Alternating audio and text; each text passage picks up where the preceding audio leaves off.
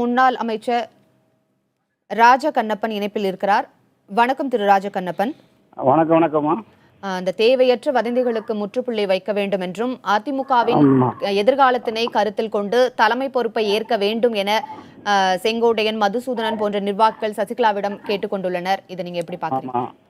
1983 அம்மாவுடைய அரசியல் பிரவேசம் வந்ததிலிருந்தே ஹலோ நீங்க தொடர்ந்து சொல்லுங்க உங்களுடைய கருத்துக்களை. 1983 இருந்து அம்மாவுடைய 1972 இருந்து தலைவர் கூட கட்சியில் இருக்கேன்.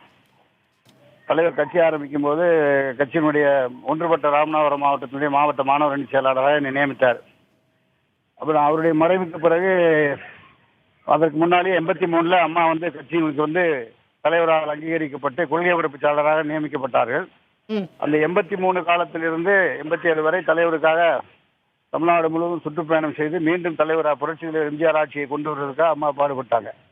அந்த காலங்கட்டம் 83 பீமண்ணா கார்டன்ல அலுவலனுடைய முதல் அலுவலகம் அம்மாவுடைய அலுவலகம் இருக்கிற காலத்திலிருந்து சின்னம்மா சசிகலாமா தான் கூட இருந்தாங்க.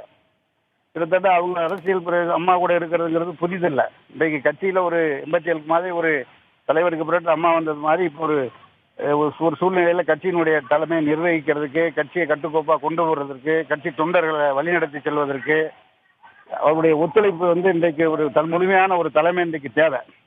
அதிமுகங்கிறது மாபெரும் மக்கள் இயக்கம், 1.5 கோடி தொண்டர்களை கொண்டிருக்கிற மகத்தான இயக்கம்.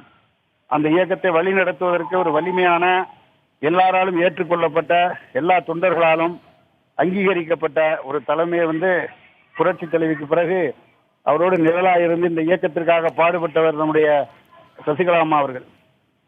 அவர்கள் இந்த கட்சியை வழிநடத்துவதுதான், கட்சியினுடைய பொதுச் செயலாளராக இருந்து வழிநடத்துவதுதான் செம்மையாக இருக்க முடியும். தொண்டர்களுடைய 1.5 கோடி தொண்டர்களின் கருத்தாக இருக்கிறது. தமிழ்நாடு முழுவதும் உள்ள மாவட்ட செயலாளர்கள், ஒன்றிய நகர நிர்வாகிகள், அனைத்து அணிகளை சார்ந்த நிர்வாகிகள், தலைமை கழக நிர்வாகிகள், அமைச்சர் பெருமக்கள் எல்லோருமே ஒன்று சேர்ந்து புரட்சி தலைவிக்கு பின்னால், தலைவருக்கு பின்னால் எப்படி புரட்சி தலைவியின் இயக்கத்தை வழிநடத்தினாரோ அதை போல இந்த இயக்கத்தை வழிநடத்த வேண்டும் என்று விரும்புகின்ற குறிப்பாக நான் என்னை போன்றவர்கள் தலைவரோடு இருந்தவர்கள் 72 இருந்து அதற்கு பிறகு அம்மாவுடைய அமைச்சரவையிலே 3 துறைகளை நான் நிர்வகித்து வந்தவர்கள்.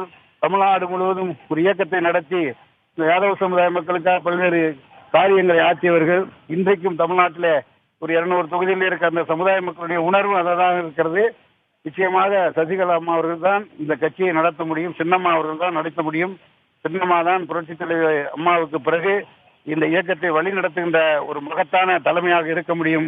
ஆகவே அவரை பொதுச் செயலாளராக தேர்ந்தெடுக்க வேண்டியது எல்லா மக்களுடைய, எல்லா தரப்பு பிற்படுத்தப்பட்ட, ஒடுக்கப்பட்ட, தாழ்த்தப்பட்ட சிறுபான்மை மக்களுடைய கருத்தாக இருக்கிறது என்பதை நான் உங்களுக்கு தெரிவித்துக் கொள்கிறேன். இதை தமிழக மக்கள் முழுவதும் உள்ள அகில இந்திய அளவிலும் சரி, பல்வேறு நாடுகளிலும் பரவி இருக்கிற அனைத்து இந்திய அதிமுகவுடைய தொண்டர்களுக்கும், பல்வேறு சமுதாயத்தைச் சேர்ந்த மக்களுக்கும் என்னுடைய வேண்டுகோளாக சின்னம்மா அவர்கள் தான் கட்சிக்கு தலைமையேற்க வேண்டும் என்ற கருத்தை நான் தெரிவித்துக் கொள்கிறேன்.